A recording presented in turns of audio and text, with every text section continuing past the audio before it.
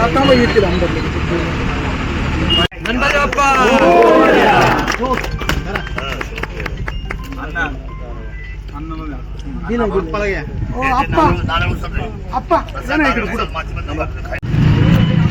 आज 10, 15, 20 अशा पद्धतीने 5 कामाचा 65 लाख रुपयाचा निधी या ठिकाणी आपण उपलब्ध करून दिला.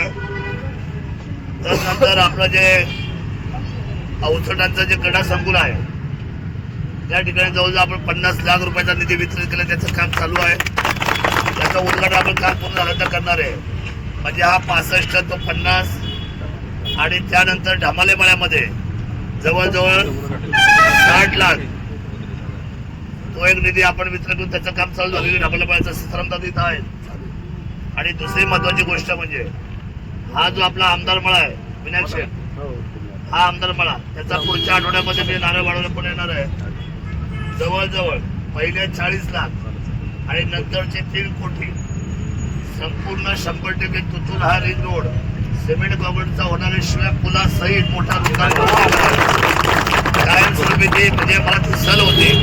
मागच्या 5 वर्षाचा माझा जो ड्रॉबॅक्स होता त्या 5 वर्षाच्या माझ्या कमतरतेमध्ये मला नेहमी सलायचं की हा रस्ता त्या मागच्या 5 वर्षात होईल पण तो काय दुर्दैवाने झालेला नाही. पण ते आता पुन्हा मीच आमदार होते माझ्या हातूनच शुभकार्य होणार होतं.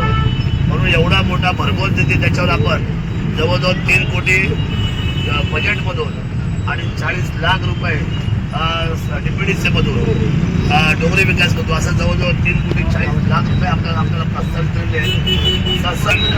40 लाख रुपये शरद सोडवण्याचं नाव नाही आहे, एक नाव आहे आणि काम आहे. म्हणून माझी उत्तराला विनंती आहे की या कामाचा विषय इतका गंभीर असतो.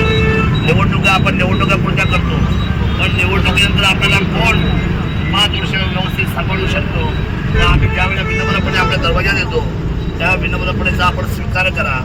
राजकारणासाठी जेव्हा राजकारण होतं त्यावेळेस चांगली माणसं वंचित राहतात. आज आमच्या